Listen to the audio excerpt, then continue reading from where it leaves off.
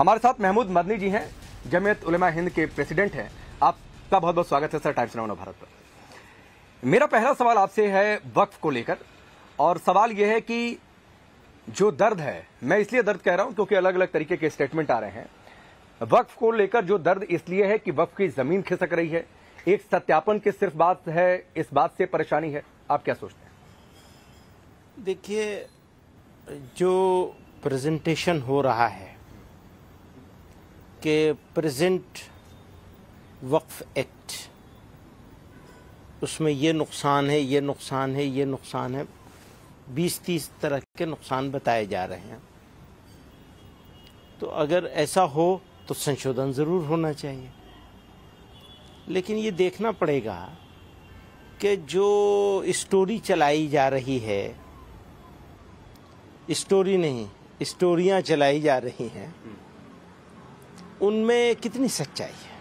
अगर सच्चाई है ज़रा भी, तो हमारी सहमति होनी ही चाहिए। आपको झूठ लग रहा है? हमारे पास तो पॉइंट बाय पॉइंट हम बात कर सकते हैं इस सब्जेक्ट पर कि ये हरगिज़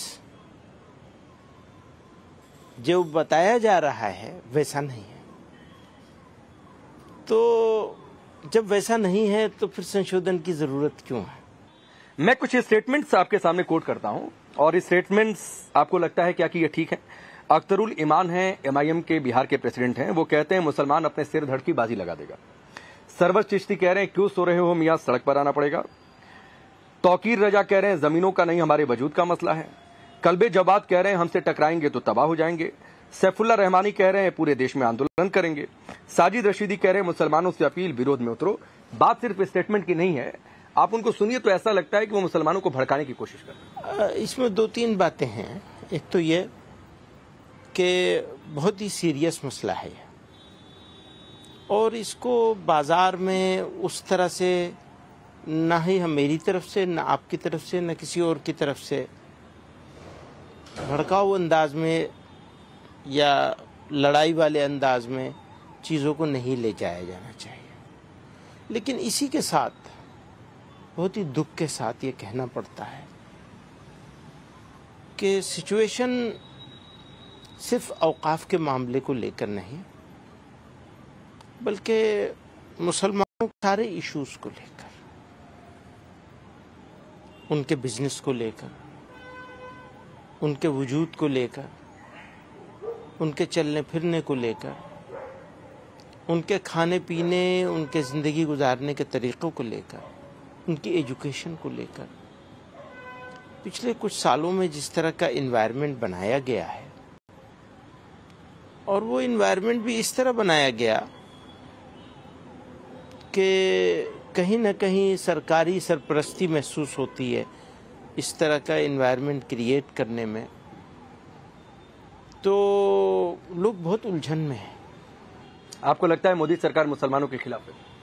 मैं ये नहीं कहूँगा कि सरकार मुसलमानों के खिलाफ है, लेकिन सरकार में बैठे हुए कुछ लोग ज़रूर ऐसे हैं जो अपने बयानों से, अपने आचरण से, अपने स्टेटमेंट्स से मुसलमानों को कोने में खड़ा करने की कोशिश नहीं कर रहे हैं सिर्फ, बल्कि कामयाब कोशिश कर दी है उन्होंने। अब इस कोशिश को नाकाम बनाना सरकार ही की जिम्मेदारी थी, है, और सरकार उसमें कामयाब नहीं नज़र आ रही। आप क्यों चाहते हैं कि वक्फ में किसी तरीके का कंट्रोल ना रहे? आप क्यों ये चाहते हैं कि सत्यापन जैसी व्यवस्था ना रहे? आप क्यों ये चाहते हैं कि मुसलमान या इस्लाम धर्म में ऐसी व्यवस्था हो जो किसी भी धर्म में नहीं है? क्या वक्फ जैसी व्यवस्था किसी दूसरे धर्म में? कह रहा हूँ कि ये तीनों चारों बातें जो आपने कही हैं वो रियलिटी के खिलाफ हैं। ख़ास तौर पर आप वक्फ के ऊपर हर सवाल का जवाब मुझसे ले लीजिए, मैं इसके लिए तैयार हूँ। तो सर आप बताइए, वक्फ जैसी व्यवस्था, मसलन आप कहते हैं कि वक्फ के पास जितनी प्रॉपर्टीज़ हैं उतनी प्रॉपर्टीज़ किसी और के पास नहीं है। तीसरी बड़ी प्रॉपर्टी, यही मैं कह रहा हूँ, तीसरी सबसे बड़ी। तो 6,48,000 या 84,000 कुछ है एकड़ पूरे मुल्क में। इतनी तो सिर्फ 2 मंदिरों के पास, आंध्रा और तमिलनाडु में है, सिर्फ 2 स्टेट में, बाकी तो गिना ही नहीं किया। एक और मजे की बात है कि वक्फ बोर्ड बनाता कौन है? दिल्ली की जामा मस्जिद से नहीं बनता है, या जमीयत उलमा हिंद के ऑफिस से नहीं बनता। हम तो एक मेंबर नहीं बना सकते। सेंट्रल गवर्नमेंट बनाती है या स्टेट गवर्नमेंट बनाती है, जितने भी औकाफ का होता है। हमारी डिमांड तो बहुत पुरानी है कि एसजीपीसी की तरह से इसमें इलेक्टोरल सिस्टम होना चाहिए और खुद मुसलमान बनाए। ये दान में दी हुई जमीनें हैं।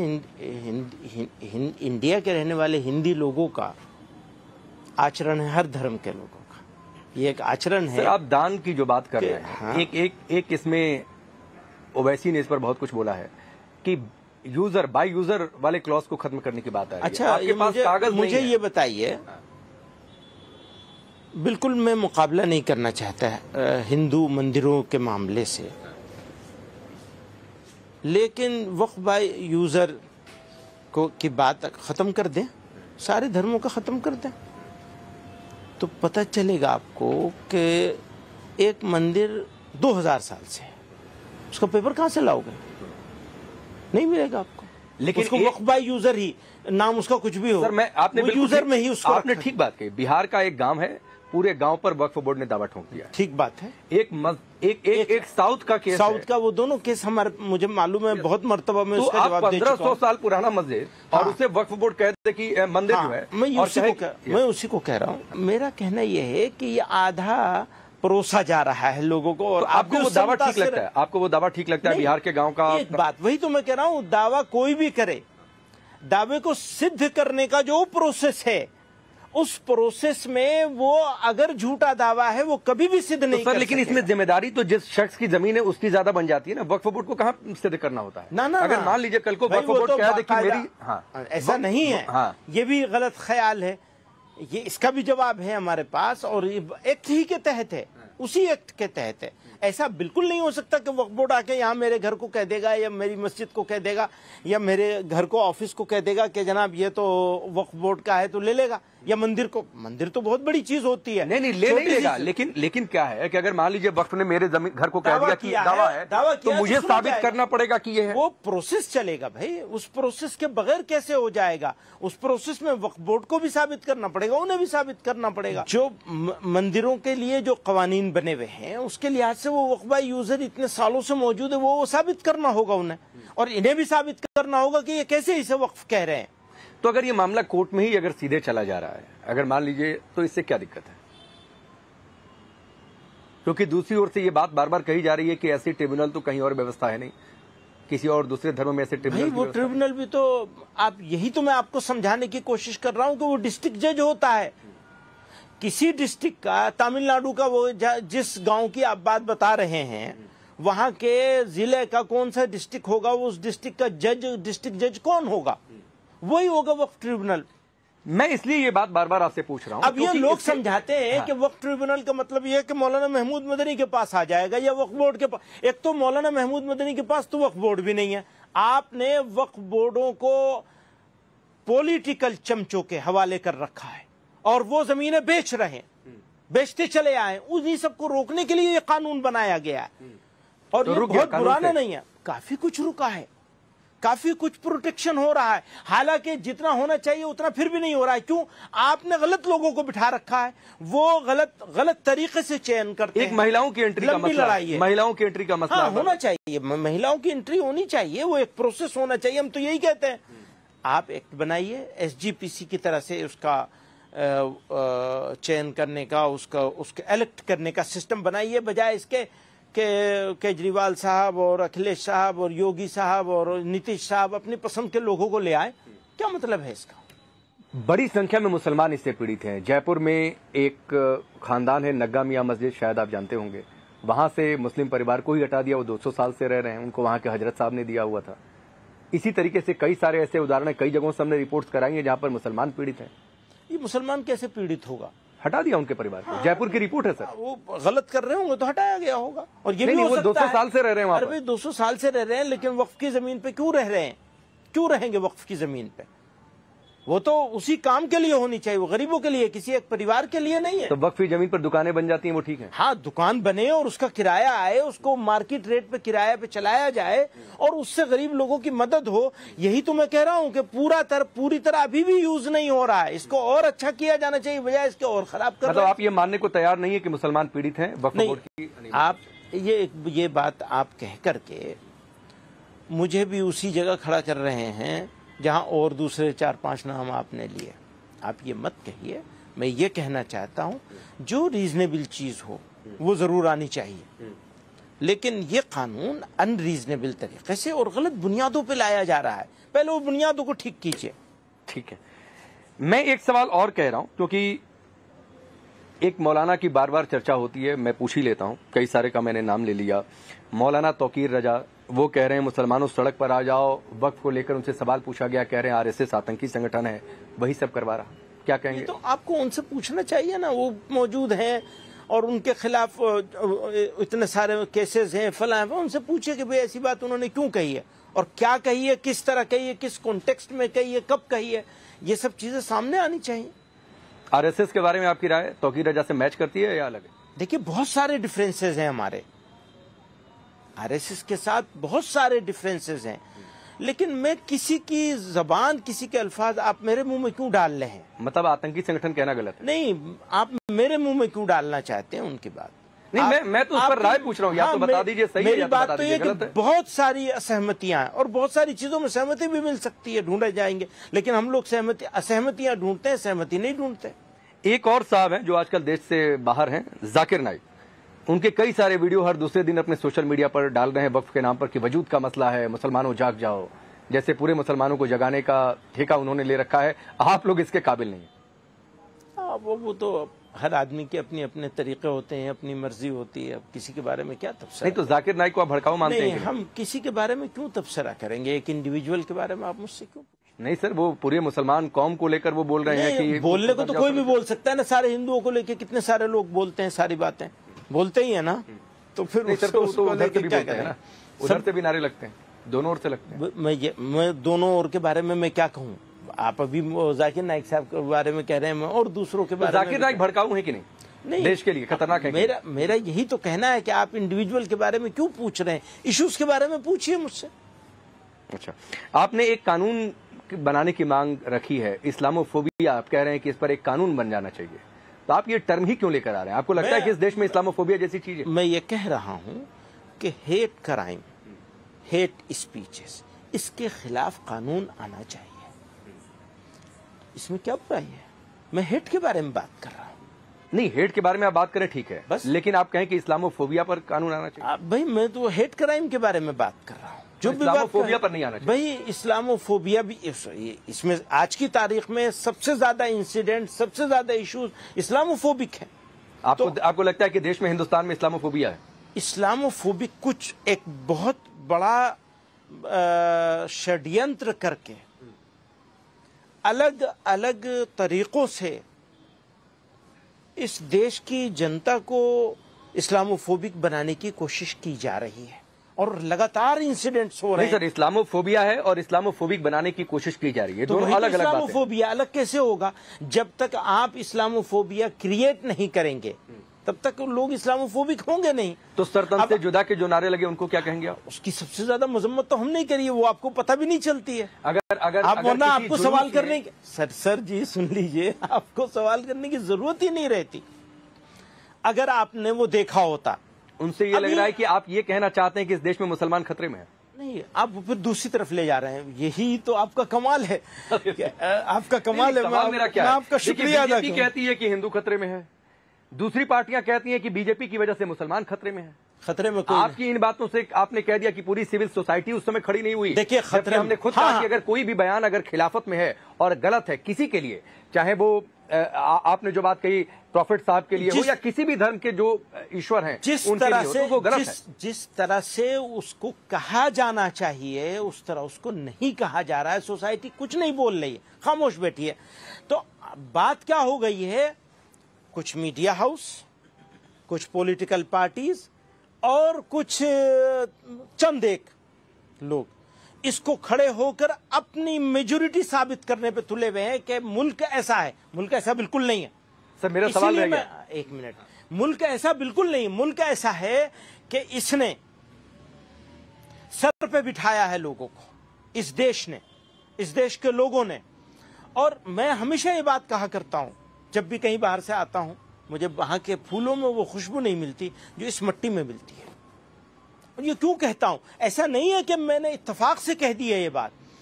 आज भी मैं इस बात को कहना चाहता हूं। मेरा यकीन है इंडियन मुस्लिम्स के लिए इंडिया से अच्छी जगह नहीं है। आज तो सर फिर भी क्यों, मेरा सवाल रह गया कि क्या इस देश में मुसलमान खतरे में है, आप मानते हैं सर? मैं यही तो मैं तो इस सवाल का जवाब ही देने में इतनी सारी, तो सर हाँ या ना में बता दीजिए ना। हाँ ना में क्या बात है? मेरा ये कहता हूँ बकवास है ये सब। ना हिंदू खतरे में ना मुसलमान खतरे में, लेकिन जो सिचुएशन है बहुत गंभीर है। खतरे में डालने की कोशिश हो रही है। बहुत गंभीर सिचुएशन है। उस सिचुएशन को ठीक तरीके से एड्रेस करना होगा, और खास तौर से पांडे जी आप जैसे लोगों तो सर ये सिचुएशन आपको तब नहीं समझ में आती है जब सूरत के एक पंडाल में एक समुदाय जाकर वहां पर पत्थरबाजी कर देता है गणेश पूजा के दौरान, ठीक है, और उसमें मदरसे की इन्वॉल्वमेंट खुलकर सामने आती है, जो अभी तक इन्वेस्टिगेशन की बात ठीक है। लखनऊ में घर में घुसकर गणेश मूर्ति तोड़ दी जाती है।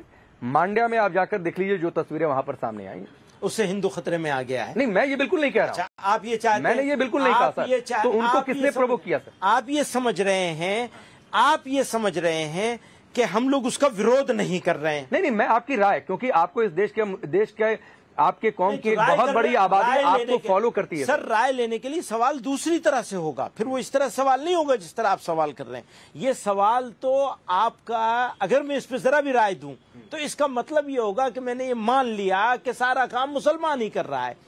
तो ये वो मेरी राय लेनी है, वो दूसरी तरह आप सवाल करेंगे, और मेरे ऊपर, मेरे सर पे रख देना है तो सवाल इसी तरह होगा जैसा आप कर रहे हैं सर। तो इस तरह नहीं बल्कि उस तरह बात होगी कि जैसे, देखिए देश हम सबका है, हम सबको मिलके इसको करना है। अब मैं बहुत दो टूक बात कहना चाहता हूं, और हमेशा कही ये बात, इसमें लगी लिपटी रखने वाली कोई बात नहीं। अगर कोई मुसलमान किसी इबादतगाह पर, किसी इबादत की जगह पर, किसी इबादत के मौके पर, या किसी इंडिविजुअल पर, या किसी के घर में, या किसी के चलते रास्ते में कोई अपमान करे, बेइज्जती करे, बदतमीजी करे, वो इस काबिल है कि दूसरों को जितनी सजा मिलती है उसकी दुगनी सजा हो सकती है। सर लेकिन मैं आप कहेंगे कि मेरे सवाल पूछने का तरीका गलत है। जब कार्रवाई हुई सूरत के मामले में, जब कार्रवाई हुई लखनऊ के मामले में, घर में ताले बंद करके छिपे हुए थे, निकाला गया, लोग कह रहे हैं पुलिस ने क्या कर दिया है? ये कोई तरीका है क्या? कहा, किसने कहा? बहुत सारे लोगों ने कहा। ना मेरे डिबेट शो में बहुत सारे लोग। अब वो तो आपके डिबेट शो में किस तरह के लोग आते हैं मुझे नहीं मालूम, किसने क्या कहा है ये तो आप ही। अच्छा, वक्त पर जो चर्चा चल रही थी उसमें एक बात रह गई, क्योंकि एक अलग तरीके का माहौल, तस्वीरें कभी हिमाचल से आ रही हैं, कभी अलग अलग उत्तराखंड से तस्वीरें सामने आ रही हैं। मस्जिद अवैध बनी थी, वक्त कह रहा है कि नहीं सही है। इस पर आप क्या कहना चाहेंगे? देखिए, ये तो अब हर जगह बहुत सारी इबादत गाहों को लेकर बहुत सारे मसले चल रहे हैं, तो ये मैटर ज्यादातर सबजुडिस है। तो जो सबजुडिस मैटर हो उसके बारे में मुझे नहीं लगता कि मुझे कुछ ज्यादा बात करनी चाहिए। लेकिन आपने सबजुडिस की बात कही, एक और मामला सबजुडिस है, लेकिन मैं चाहूंगा कि आप उस पर राय दें, क्योंकि उस पर स्टेटमेंट आया है, और स्टेटमेंट है मुख्यमंत्री योगी आदित्यनाथ का, और वो बयान आज का ताजा बयान है। बयान है ज्ञानवापी पर, कि ज्ञानवापी को मस्जिद कहना गलत है, ज्ञानवापी तो साक्षात विश्वनाथ है।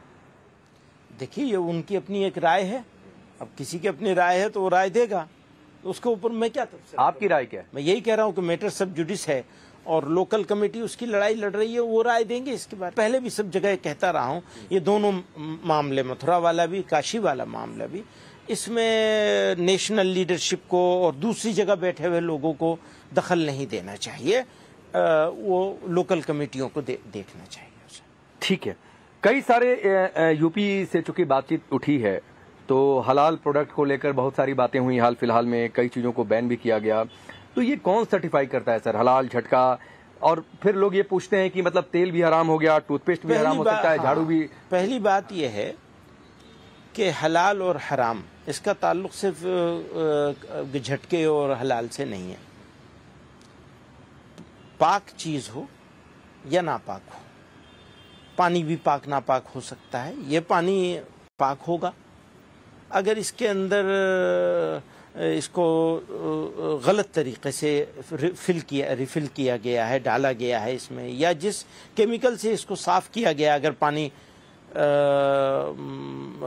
साफ़ करके डाला जा रहा है तो वो केमिकल कैसा है, उसके अंदर कहीं जेलेटिन का यूज़ तो नहीं हुआ है, तो इसको ज़रूरत है सर्टिफिकेशन की। अच्छा, एक और बात समझिए, एक है लोकल मामला, एक है इंटरनेशनल मामला। इंटरनेशनल मामले में जो इंपोर्टिंग कंट्रीज़ हैं उनकी डिमांड होती है, उस डिमांड पर ये सर्टिफिकेशन का प्रोसेस गवर्नमेंट ऑफ इंडिया के इंटरवेंशन से स्टार्ट किया गया है।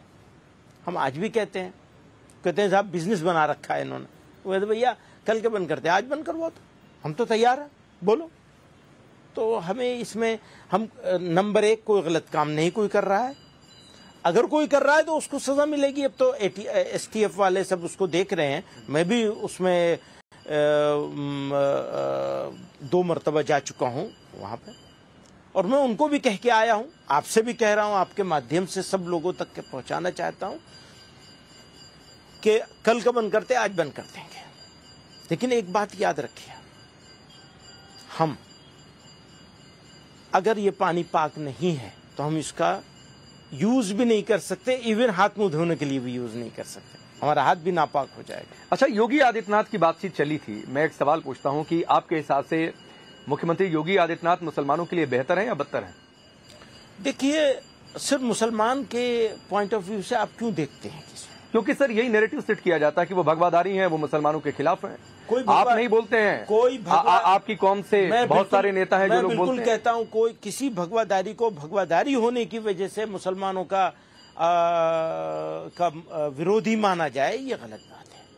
किसी भगवादारी को भगवादारी होने की वजह से मुसलमानों तो का मैं क्या मानूं, कम्युनिटी योगी मुसलमानों के लिए बेहतर है कि नहीं? वही मैं कह रहा हूं आपसे, आप मुसलमान की बात क्यों पूछते हैं, स्टेट की बात पूछिए। नहीं, दोनों बता दीजिए सर, स्टेट और मुसलमान दोनों बता दीजिए। मुसलमान की बात नहीं बताएंगे, आप राय नहीं जाहिर करना चाह रहे हैं? नहीं, मुसलमान के पॉइंट ऑफ व्यू से क्यों पूछ रहे हैं आप, एक विशेष कम्युनिटी की तरफ क्यों ले जा रहे हैं? क्योंकि यही पोर्ट्रे किया जाता है कि योगी जो है मुसलमानों के खिलाफ है। बहुत सारे लोग हो सकते ये आप नहीं बोलते होंगे, अखिलेश यादव बार बार बोल देते हैं। बहुत सारे भाई, वो एक पॉलिटिकल पार्टी के हेड हैं, उनको ये सूट करता है, उनको वो सूट करता है, दोनों को एक दूसरे का सूट करता है, वो करते हैं। तो मुझे बताइए ना, मैं चैनल पर क्या चलाऊं ब्रेकिंग में, कि मदनी साहब ने क्या कहा, योगी आदित्यनाथ मुसलमानों के लिए बेहतर है या बदतर है? देखिए, मैं बदतर तो कभी नहीं कह सकता, कुछ काम अच्छे होंगे, कुछ काम गलत होंगे, तो किसी को बदतर कैसे कहा जा सकता है? चलिए, एंटी मुस्लिम है या प्रो मुस्लिम है? मैं इसको थोड़ा सा रिफाइन कर देता हूं। नहीं, वो स्टेट के हेड हैं, मैं उन्हें एंटी मुस्लिम क्यों कहूंगा और क्यों मानूंगा? ना मानूंगा ना कहूंगा, अगर मानूंगा तो जरूर कहूंगा। मतलब आप नहीं मानते हैं? नहीं, मैं किसी भी हेड को, जो स्टेट को हेड कर रहा हो या कंट्री को हेड कर रहा हो, आप मोदी जी के बारे में पूछेंगे फिर तो मैं क्या कहूंगा? मैं पूछूंगा, लेकिन वो आखिर में मैं कह रहा हूं, मैं नहीं कहूंगा इस बात को। अच्छा, एक माहौल, चूंकि वक्फ की बात आ जाए या फिर सरकार कुछ भी नया लेकर आए, ट्रिपल तलाक बिल लेकर आई, या फिर असम की मैं चर्चा कर लूं जहां पर बहु विवाह को बंद करने की बातचीत सामने आई, वो एक एक्ट लेकर आ गए, तो तुरंत सड़क पर उतर जाते हैं। ये माहौल बना दिया जाता है कि इस देश में सब कुछ मुसलमानों के खिलाफ हो रहा है। हो ही रहा है, बहुत कुछ, सब कुछ नहीं लेकिन बहुत कुछ हो रहा है। जब हो रहा है तो कहा जाए बहु विवाह बंद करना मुसलमानों के खिलाफ हो गया? नहीं, बहु विवाह के ऊपर आप स्पेसिफिक अगर बात करना चाहते हैं तो वो अलग सब्जेक्ट है। हमारा ये कहना है कि आज़ादी के ज़माने में जब ये बात चल रही थी कि मुसलमान इस मुल्क में रहेगा या जाएगा, तो हमने इस देश को चूज किया था। यहीं रहे हैं, इसी गली की है खाक से यहीं खाक अपनी मिलाएंगे, किसी शायर ने उसी जमाने में कहा था। तो हमने इंडिया को चूज किया था और इंडिया के फाउंडर्स ने यह कमिटमेंट किया था हमारे साथ कि मजहबी मामलात में दखल नहीं दिया जाएगा। मैं बहु विवाह का पक्षधर नहीं हूं और मुसलमान भी इसको अपने आचरण में नहीं लाए हुए हैं। ये आप सर्वे से पता चल जाएगा आपको, उनके आचरण में नहीं है। मान लो अगर आचरण में होता है, एक बहुत बड़ी परसेंटेज इसमें मुब्तला होती है और इससे सोशल डिसऑर्डर हो रहा होता, तो उसको जरूर किया जाना चाहिए था, कुछ ना कुछ चिंतन करना चाहिए था। तो फिर तो विरोधी नहीं होना बैठना चाहिए। हाँ, वही आपस में बैठते। नहीं, फिर तो बहुविवाह बंद हो जाए, इस पर विरोधी नहीं होना चाहिए। वही तो मैं कह रहा हूं, जब है नहीं कोई चीज, अननेसेसरी जबरदस्ती एक ऐसा काम किया जा रहा है जिसको उस जमाने की लीगी कहा करते थे। तुम यहाँ रह रहे हो, सुनिए, हाँ। तुम यहाँ रह रहे हो, तुम्हारे साथ ये होगा, ये होगा, ये होगा, ये होगा, ये होगा। आप उसको सच करने पर तुले हुए हैं कि जिन्ना ने जो कहा था वो सारा सही है। नहीं सर, तो लेकिन आपने कोने में खड़ा मदनी साहब, आप दोनों तरीके की बातें कर रहे हैं। आप कह रहे हैं ऐसा होता भी नहीं है, फिर आप विरोध भी नहीं कर रहे हैं, आप समर्थन भी नहीं कर रहे हैं ना कि नहीं होता है, लेकिन एक इस्लामिक लॉ है, आप उसको क्यों तोड़ना चाहते हैं, क्यों खत्म करना? तो आप चाहते हैं शरीयत के हिसाब से देश चले? नो भाई, देश तो मुसलमान शरीयत के हिसाब से चल रहा है, वो चलेगा। देश के हिसाब से चलेगा, अपने संविधान से चलेगा, कानून से चलेगा, वो चल रहा है। उसमें प्रॉब्लम कहां से आ रही है, यही तो मेरा सवाल। अच्छा, एक चीज और है, चूंकि मैं उधर चला ही गया, एक और मसला है, मैं बहुत ज्यादा समय आपका नहीं लूंगा। एक और मसला है कि लड़कियों की विवाह की उम्र क्या होनी चाहिए। चूंकि असम की बातचीत आई तो वहां पर यह हुआ कि अब जो नाबालिग हैं उनका रजिस्ट्रेशन नहीं हो पाएगा। रजिस्ट्रेशन नाबालिग बच्चियों का निकाह बिल्कुल नहीं होना चाहिए। तो आप ये मानते हैं कि 18 के नीचे अगर कानून ये कहता है कि 18, अब 18 की बात तो अलग है, 21 भी करने जा रहे हैं, शायद हो भी है, हिमाचल में हो गया। हाँ, तो वो ठीक है, वहां तो कांग्रेस की सरकार ने किया है। तो मेरा कहना यह है कि नाबालिग बच्ची का निकाह बिल्कुल नहीं होना चाहिए। उम्र क्या होनी चाहिए? उम्र तो हमारे अभी हाई कोर्टों ने, कितने हाई कोर्ट ने, 3 हाई कोर्ट हैं गालिबन, मैं आपको भेज दूंगा। नहीं, मसला तो सुप्रीम कोर्ट में भी है। हाँ, उन्होंने फैसला कर दिया कि पुबर्टी के लिए एज नहीं है, बल्कि एक खास सिचुएशन है, लड़के के लिए भी लड़की के लिए भी। ये जो जुवेनाइल एक्ट है ना, मुझे उसके ऊपर भी एतराज है, बहुत सख्त एतराज है। मैं कहता हूँ जुवेनाइल एक्ट जो है वो उम्र के हिसाब से नहीं होना चाहिए, पुबर्टी के हिसाब से होना चाहिए। तो आप ये पूरी एक्सेप्टेड। मदनी साहब, आप इतनी प्रोग्रेसिव सोच रखते हैं, हाँ? जमीयत को आप हेड कर रहे हैं और आप ये चाहते हैं कि अगर कोई लड़की अगर कोई लड़की जो है 15 साल की उम्र में भी अगर विवाह के लायक आपके हिसाब से हो जाए तो शादी निकाह हो जाने चाहिए। सर, मेरी सोच के को तो आप कभी प्रोग्रेसिव मान ही नहीं सकते। नहीं, मैं मान लो, आप कई बार खुलकर बोल रहे हैं। मुझे आपको स्पेसिफिक सवाल पर कोने में ले नहीं तो सर देखिए, तो सर अच्छा चलिए, मान लीजिए कि मैं नहीं मानता हूं, तो आप तो अपने को प्रोग्रेसिव मानते हैं ना? नहीं, मैं नहीं मानता। आप भी नहीं मानते? मैं आप इसलिए कि आपके सामने बैठा हूं, तो मेरे मानने से क्या होगा? आप जो मानेंगे वो चलेगा, मार्केट में वही बिकेगा जो दिखेगा, और वो आप दिखा वो रहे हैं। नहीं सर, मैं तो आपको दिखा रहा हूं। सर, मैं आपसे कहता हूं, ये बहस नहीं है कि 15 साल की है, बहस ये है कि पुबर्टी हो तो वो नहीं। तो सर ये बहस होती है ना। अच्छा, और मुख्तलिफ कोर्टों ने इसके ऊपर टिप्पणियां भी की हैं, लिखा भी है।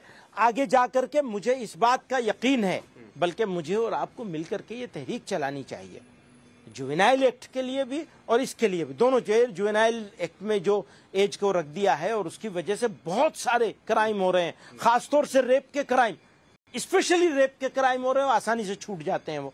प्लीज आप हमारी बच्चियों के साथ खिलवाड़ मत कीजिए। तो सर हमारी से मुराद ये इस देश की बच्ची। मदनी साहब, 15 साल की उम्र में एक लड़की को वैवाहिक जीवन नहीं कह रहा हूं। तो क्यों, अगर आपके हिसाब से अगर उसको कल को आप 12 साल कहेंगे, 15 कहेंगे, बिल्कुल ये बात बिल्कुल सही बात है। नो, मैं उसकी बात नहीं कर रहा हूँ, मैं एक सिद्धांतिक बात कर रहा हूँ। आप इसलिए कि शरीयत में बात ले जा रहे हैं, इसलिए कि इस्लाम में। भाई इस्लाम की बात ही नहीं कर रहा हूँ मैं कहाँ इस्लाम की बात कर रहा हूँ? आप मुझे जबरदस्ती मेरे मुंह से इस्लाम की बात करवाना चाह रहे हैं। भाई साहब, हम इस मुल्क में रहते हैं, हम सब इस मुल्क के शहरी हैं, हमारे सामने हमारी बहनों बच्चियों के साथ ऐसे ऐसे वाक़े हो रहे हैं दर्दनाक। कुछ दिखते हैं, कुछ दिखते नहीं है। कलकत्ता वाला हमको बहुत दिख गया, उत्तराखंड वाला हमको नहीं दिखा, तो हमको दिखता भी नहीं है। सिलेक्टिव है हमारी, वो चश्मे भी हमारे सिलेक्टिव है।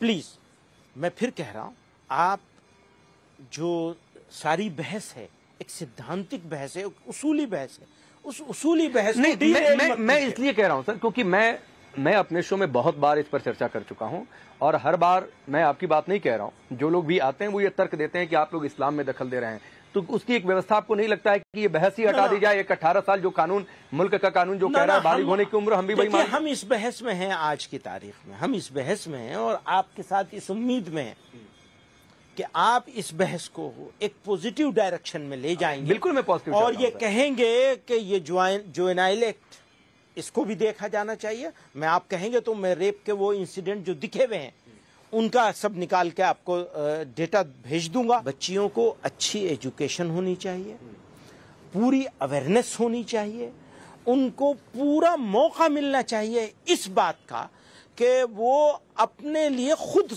चुनने की उनके अंदर समझ डेवलप हो जाए, तब उनकी शादी होनी चाहिए। एक 2-4 मिनट और आपका। हिजाब पर भी विवाद हुआ, स्कूल कॉलेज में बहुत सारा मसला उठा, महाराष्ट्र में भी सुप्रीम कोर्ट ने एक डायरेक्शन भी उसको लेकर दिया। क्या आप मानते हैं कि ड्रेस कोड का पालन होना चाहिए या नहीं होना चाहिए? किसी एजुकेशनल इंस्टीट्यूट की मैं बात कर रहा हूं, सार्वजनिक जगहों पर नहीं। सार्वजनिक जगह पर तो ठीक है, जिसका जो नियम है वो पालन करें धर्म के हिसाब से। देखिए, यही तो सब लोग बोल रहे हैं, साहब हमारा इंस्टीट्यूट है तो हम जो है वो करेंगे। तो आपने एक बच्ची को जो पढ़ती नहीं थी, उसने पढ़ना शुरू किया, समाज की में एक सेक्शन ऐसा पैदा हुआ जिसकी बच्चियों ने कहा हम पढ़ेंगे। आपने कहा हम तुम्हारा हिजाब नोच लेंगे ड्रेस कोड के नाम पे। जो भी कह रहे हैं ड्रेस कोड का हवाला दे रहे हैं। अरे भाई, उसका कलर फिक्स कर दीजिए, उसका डिजाइन फिक्स कर दीजिए। बहुत सारे तरीके हो सकते हैं एकोमोडेट करने के। आप एकोमोडेट करने के लिए तैयार नहीं हो और मैं कहता हूं मेरी बच्चियों को हर हाल में मुझे पढ़ाना है, तो फिर अब मुझे यही करना पड़ेगा कि मैं कहूंगा कि भैया अपने लिए बनाओ, तो कितने बना लेंगे? ये भी है। तो आप ये चाहते हैं कि एक स्कूल में, एक क्लास में कोई मुस्लिम है वो हिजाब पहन कर आए, कोई हिंदू है वो धोती कुर्ता में तिलक लगा कर आए, इससे क्या यूनिफॉर्मिटी रहेगी? बहुत अच्छा रहेगा।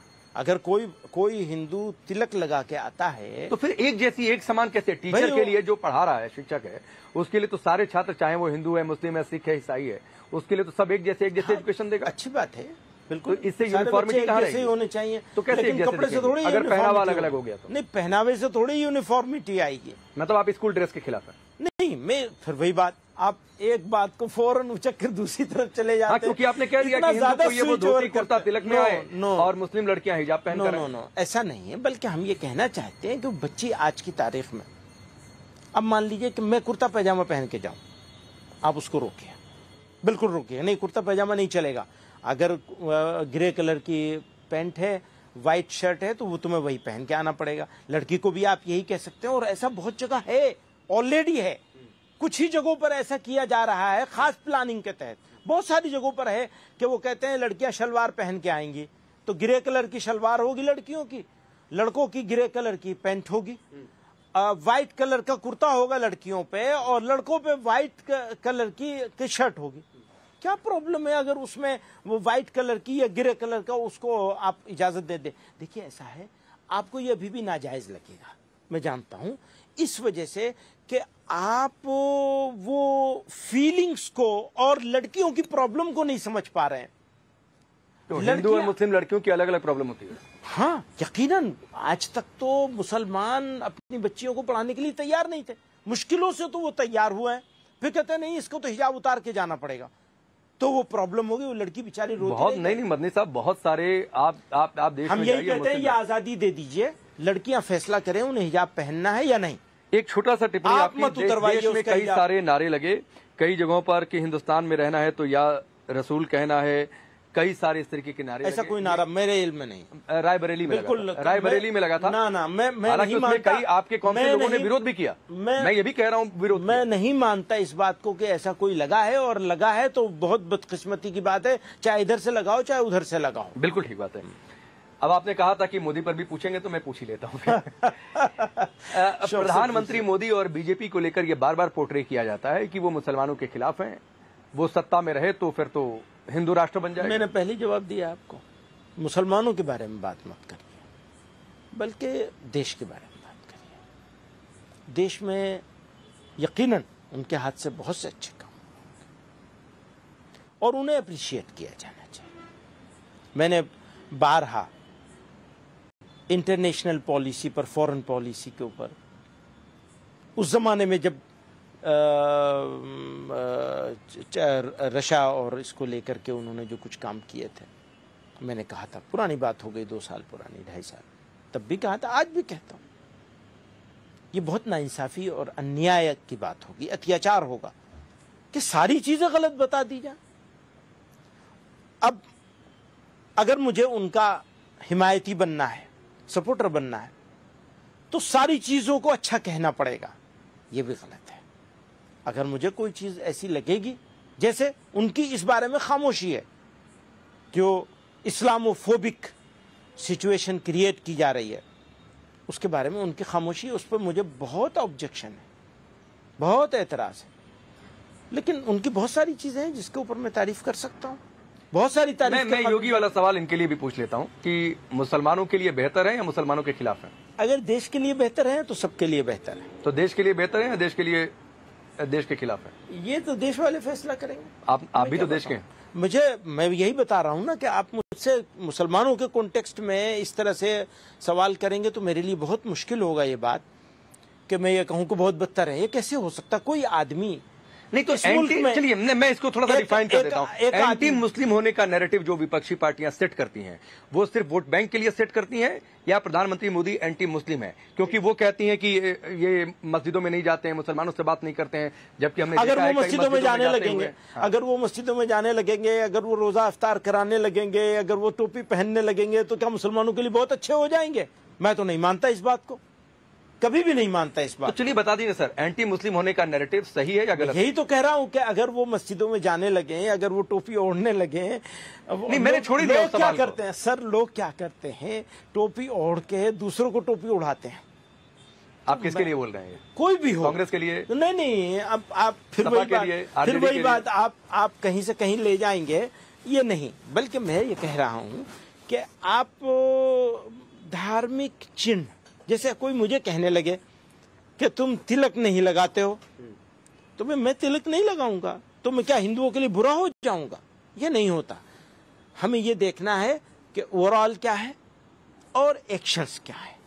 तो हमें इस तरह से आप अलामतों सेफ साइड ले रहे हैं कि ना मैं आलोचना करूंगा, ना मैं तारीफ करूंगा, करी है, और ना मैं ये कहूंगा कि वो मुस्लिमों के लिए बेहतर है। अभी आलोचना करी है, अभी आलोचना करिए। आप इसको ब्रेकिंग न्यूज बनाना चाहते हैं कि मैं ये कह दूं कि वो बहुत बदतर है। नहीं, कैसी बात? आप अच्छा बोल दीजिए, हम वो चलाएंगे। नहीं, क्यों भाई, मैं अच्छा या फिर बोल दीजिए कि एंटी मुस्लिम होने का नैरेटिव सेट नहीं है, अलग अलग सेलेक्टिव मामले में अलग अलग। नहीं, आप ये इसको इस तरह नहीं, इस तरह कहेंगे कि हमारे सामने बहुत सारी चीजें ऐसी हैं जिनमें उनको एक्शन लेना चाहिए और उनका नजर नहीं आता है। अब जैसे मणिपुर की ही शिकायत है लोगों को, तो है, अब उसको क्या करेंगे? वहां तो कोई मुसलमान का इश्यू नहीं है। मुस्लिमों से क्या लेने देना है? वही कह रहा हूं कि उसका मुस्लिमों से कोई लेने देना नहीं है, तो वो उनकी कार्यशैली भी हो सकती है। इस देश में गाजा फिलिस्तीन का जो संघर्ष हुआ, इजराइल जो उधर गया, तो फिलिस्तीन का समर्थन करिए, ठीक है, वो इस देश की पॉलिसी में रहा है, उससे कोई गुरेज नहीं है।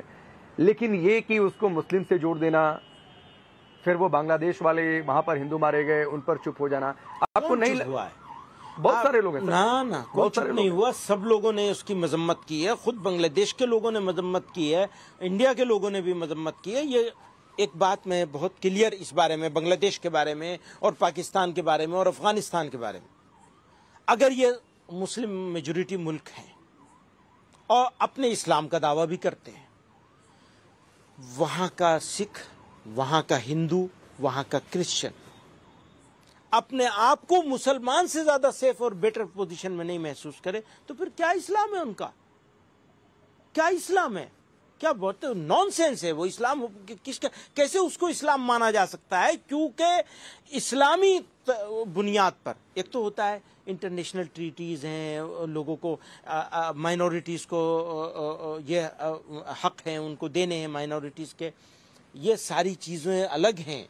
बुनियादी बात यह है कि अगर कोई मुसलमान है और किसी वजह से उसको रूलिंग करने का मौका मिल गया है किसी भी तरीके से, और रूलर है वहां का या वो फैसला करने वाला है, उसकी पहली जिम्मेदारी उसकी माइनॉरिटीज है, बाद में दूसरा काम है सारा।